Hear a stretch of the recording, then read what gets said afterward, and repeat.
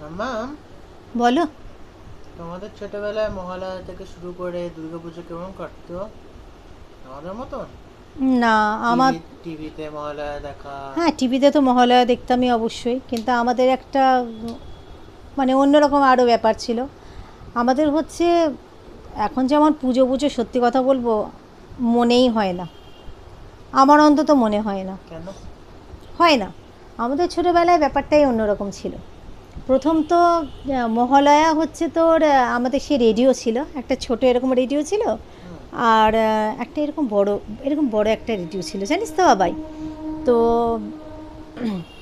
বড় রেডিওটা ইলেকট্রিকে চলতো, আর মানে প্লাগ সিস্টেম, ঠিক আছে। হুম। আর ছোট রেডিওটা না, তোর ওই বাবা ওই তোর মহলার আগের দিন আমার মনে আছে, সেই তোর ব্যাটারিটা পাল্টাতো।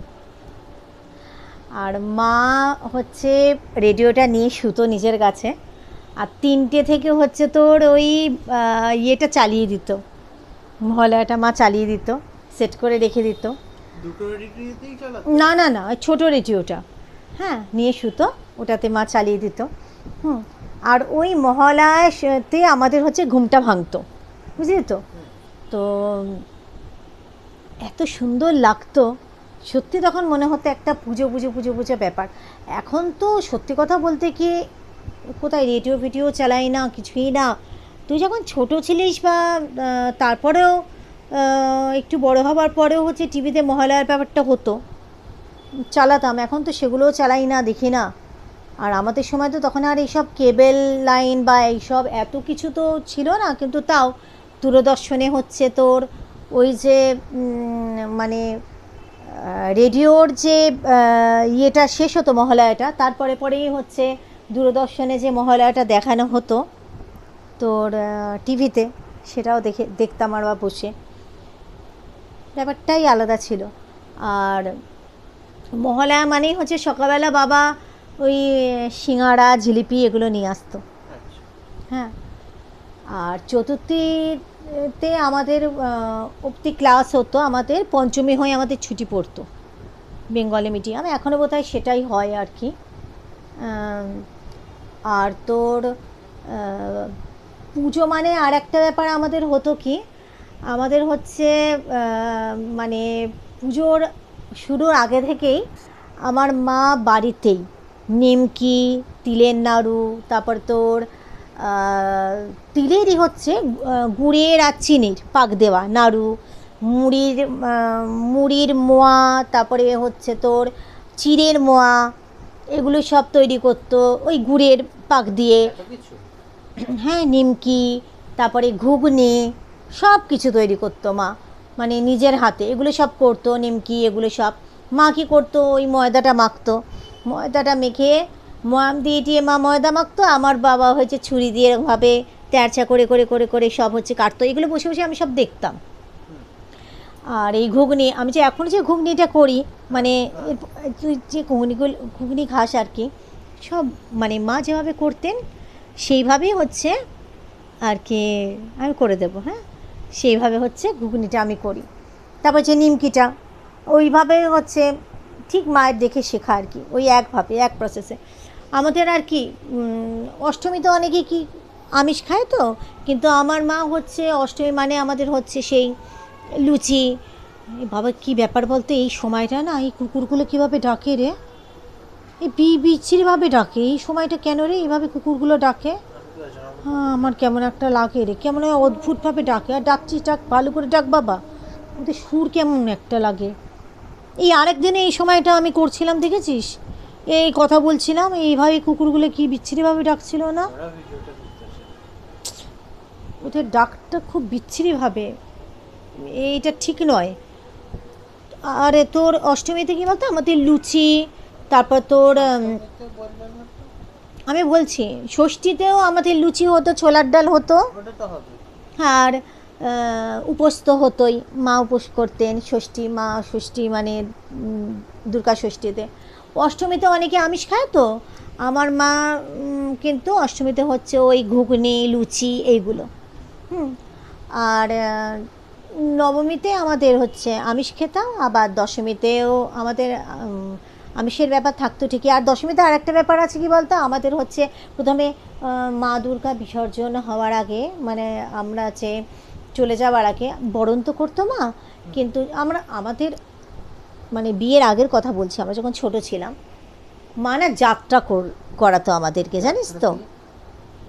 মানে মা দুর্গা চলে যাওয়ার আগে আমাদের বাড়ি থেকে আগে আমরা যাত্রা করতাম, মানে আমরা আগে বেরোতাম, বেরিয়ে মণ্ডপ অবধি যেতাম, মা দুর্গাকে দেখে আসতাম। দেখে এসে কি করতাম বলতো, ওই যে ওই হলুদ, কাঁচা হলুদ, দুব্ব, এগুলো সব না মা ছুঁয়ে দিত, সেগুলো ছুঁয়ে তারপর আমরা ঘরের মধ্যে ঢুকতাম। এটাকে বলে যাত্রা। আবার সকালবেলা আমরা যখন ঘুম থেকে উঠতাম একাদশীর দিন আর কি, সেদিন হচ্ছে প্রথম হচ্ছে ওইটা আমরা দেখতাম, ওই কাঁচা হলুদ, ওই দুব্ব, পয়সা, ওগুলো দেখতাম। আর চোখে দেখতাম, ফার্স্ট হচ্ছে গিয়ে ঘুম থেকে উঠে ওইটাকে আগে দর্শন করতাম আমরা, ওই সব জিনিসগুলো। এগুলো তো আমি জানি না ভালো কিছু হয় কোথায়, মা এটা করাতেন আর কি। আর ষষ্ঠীর দিন কী হতে বলতো, সকালবেলা বাবা আমায় নিয়ে বেরোতেন, যেমন দাদা তোকে নিয়ে ষষ্ঠীর দিন পুরো বেরোতো, ঠাকুর দেখাতো, বাবার হাত ধরে ষষ্ঠীতে পুরো মানে আমি পুরো ঘুরতাম ষষ্ঠীতে। আর ওই সপ্তমী থেকে হচ্ছে সবাই সন্ধেবেলা এরকম ঘুরতাম। আর নবমীতে হচ্ছে বাবার যে কলিগ ছিলেন সেখানে হচ্ছে তোর ওই উত্তর কলকাতা ঠাকুরগুলো দেখতাম, তাদের বাড়িতে ভোগ খেতে যেতাম উত্তর কলকাতায়, তাদের আবার ছোট্ট সোনার প্রতিমা হতো।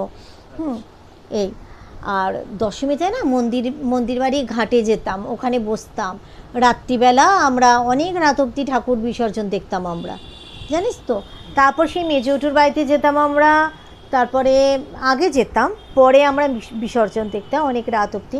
আবার দশমীর দিন আবার আমাদের বাড়িতে কত লোক আসতো, আবার মা আবার অনেকের বাড়িতে মা যে জিনিসগুলো রান্না করতেন, তৈরি করতেন না, লুচি, নিমকি, ঘুগনি, তারপরে এইসব নাড়ু, মিষ্টি মিষ্টি সব তৈরি করতো মা, ওগুলো বাড়িতে যারা আসতো তাদেরকে খেতে দিত, আবার বাড়িতে পাঠিয়ে দিত, আবার ওর বাড়িতে মা আবার নিয়ে যেতেন সেগুলো। আর বাবা কি করতেন বলতো, বাবা না ওই বড় বাজারে বাবার অফিস ছিল তো, তো ওখান থেকে বাবা ওই ব্রাউন পেপারের যে ঠোঙাগুলো হয় বড় বড়, ওখানে হচ্ছে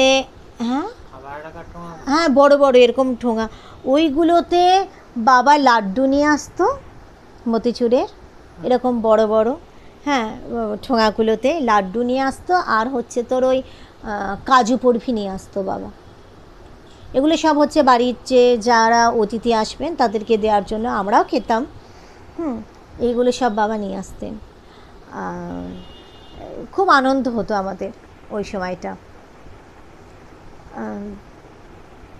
তো নতুন জামা কাপড় ছোটো মামা দিত, ওটা খুব ভালো লাগতো। ছোটো মামা নাজিরায় থাকতেন তো, আর ছোটো মামা যখন ওই পুজোতে একবার আসতো তো তখন আমাদের দুই বোনের জন্য জামা কাপড় দিতেন, মাথায় ক্লিপ দিত। আর আমাদের কি বলতো, আমাদের খুব বেশি যে জামা কাপড় হতো সেটা কিন্তু না, মানে হয়তো দুটো জামা হলো, কিন্তু ওই এক ছিটের জামা ওই দর্জিকে দিয়ে বানাতো, তো এক ছিটের জামা দুই বোনে আমরা পরতাম। হ্যাঁ, তো আর সবচেয়ে বেশি ভালো লাগতো হচ্ছে যখন ওই বাড়িতে বসে মা ওই সব জিনিসগুলো বানাতো আর আমি ওগুলো দেখতাম, তৈরি করতো, ওগুলো খুব ভালো লাগতো ওই সব, এই আর কি। আর বাড়িতে আত্মীয় স্বজন আসতো, পাড়া প্রতিবেশী আসতো, সেগুলো তো ভালো লাগতোই। হ্যাঁ, মহালয়ার দিনটা থেকেই খুব ভালো লাগতো আর কি, বেশ পুজো পুজো ব্যাপারটা আসে। তোর কি মনে হয় এখন, কি তোর মনে হয় পুজো পুজো ব্যাপারটা তোর মনে হয় যে পুজো হচ্ছে, পুজো আসছে?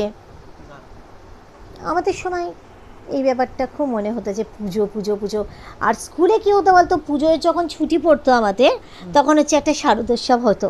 শারদোৎসব মানেই হচ্ছে আমার হচ্ছে ফাংশান, হ্যাঁ নাচের একটা প্রোগ্রাম হতো, এইটা খুব আনন্দ হতো।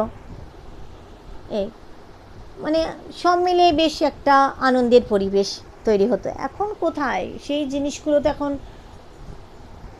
সব কিছু এই হয়ে গেছে। পাগলু ডান্স মাইকে। সে তো আলাদা ব্যাপার, তবে অনেকেই আছে যারা আনন্দ করছে। কিন্তু আমার জীবন থেকে যেন আনন্দটা চলে গেছে, এটাই হচ্ছে ব্যাপারটা।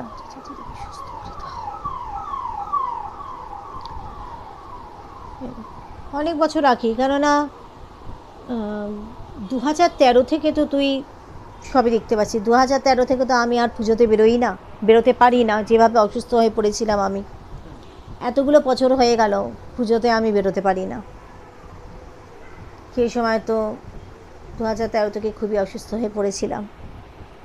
ঠাকুর দেখা তো দূরের কথা, বাড়িতেই হচ্ছে যে ফটো আছে তাকেই আমি পুজো করি, তাতেই আমি বরণ করি, এই আর কি। তুই তাও বন্ধু বান্ধবের সাথে বেরোস এই।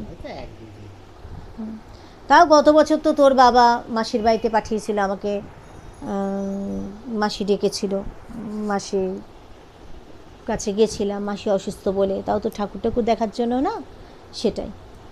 তো এইভাবে আমাদের মানে পুজোর দিনগুলো কাটতো, বেশ ভালো মতোই কাটতো।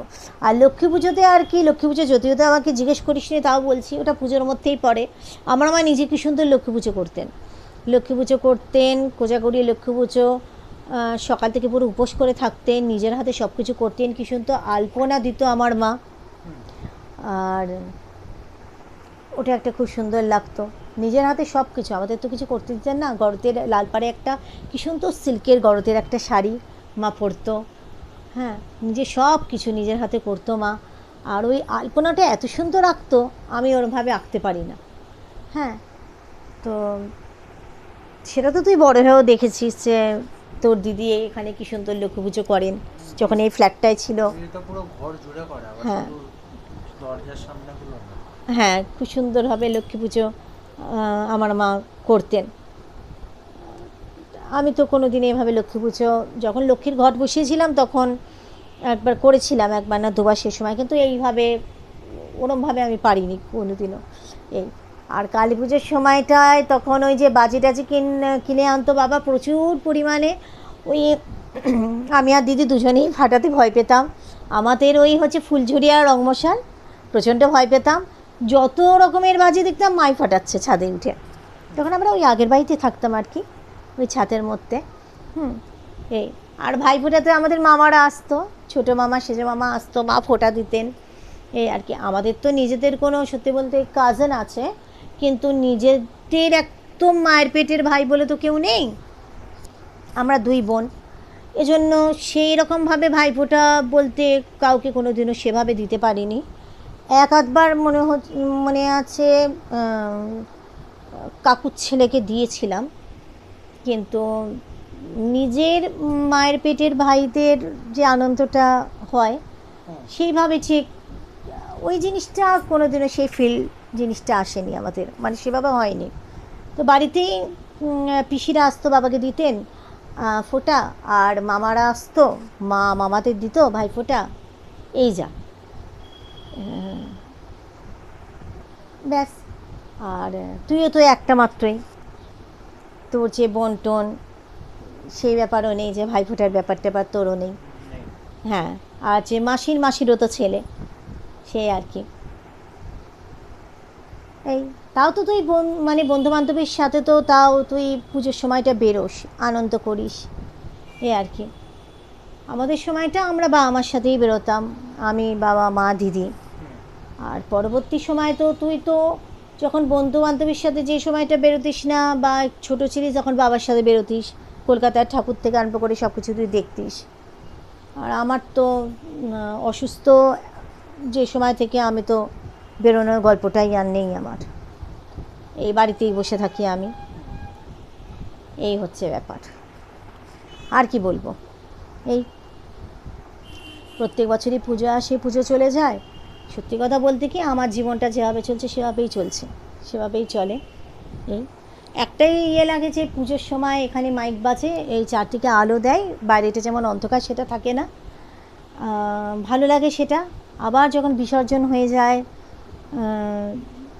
মা যখন চলে যান, তখন আবার চারদিকটা অন্ধকার হয়ে যায়, সব কিছু থেমে যায়, তখন আবার মনটা কেমন ভার হয়ে যায়। কিন্তু যে কি সেই, আমি তো সেই বাড়ির মধ্যেই বসে থাকি, আমি তো আর বাইরে বেরোই না, এটাই যা মনটা একটু ইয়ে হয়ে থাকে। না আমার তো দিন একভাবেই কাটে, বাড়ির মধ্যেই বসে আছি, বাড়ির মধ্যেই সব কিছু আমার, এটাই আমার জগৎ। এই চলছে, এভাবেই দিন চলছে, এভাবেই দিন যাবে, কতদিন এভাবে যাবে আমি জানি না। এই আর যখনই ওই সময়টা, যখন পুজোর সময়টা আর ডাক্তার দেখাতে যাই বা ডাক্তার দেখাতে যেতাম, তখন যেটুকু ঠাকুর চোখে পড়তো আর কি, তাও কি ষষ্ঠীর দিন ম্যাক্সিমাম, তারপর তো আর ডাক্তাররা বসেন না। এই নইলে তো আর কি। ছোটোবেলাটা অবশ্যই বলতে পারি আমার খুব ভালো কেটেছে,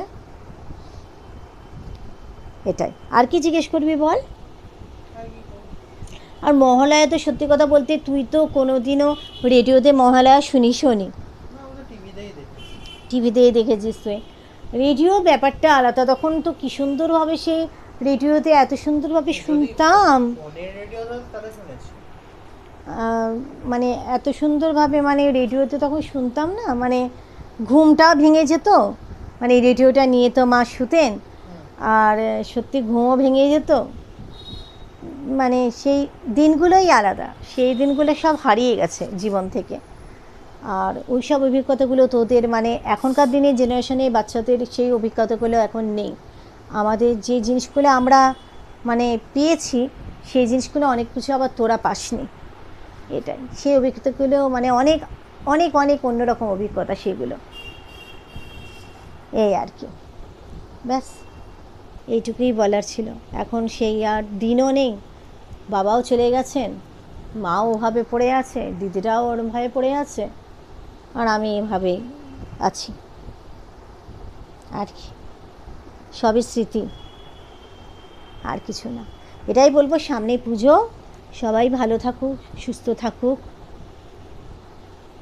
এটাই কামনা করব। যার যত কষ্ট আছে, যন্ত্রণা আছে, রোগ আছে, যে যত কষ্ট পাচ্ছে, সব কিছু ঠিক হয়ে যাক, সবাই ভালো থাকুক, সবাই সুস্থ থাকুক, সবার সব কষ্ট দূরে চলে যাক, সবাই ভালো থাকুক রে, এটাই বলবো। কারণ যে যত কষ্ট পাচ্ছে, যার যত কষ্ট, শরীর খারাপ না, মানে সেই বোঝে, যার হয় না, যে ভুক্তভোগী সেই বুঝছে। আমরা ওপরে ওপরে আহাউ করি শুধু, সেটাই বলবো। সবাই ভালো থাকুক, সুস্থ থাকুক, বেঁচে থাকুক, আনন্দে থাকুক, আর কিছু বলার নেই আমার বাবা, এটাই। আর কিছু জানতে চাস?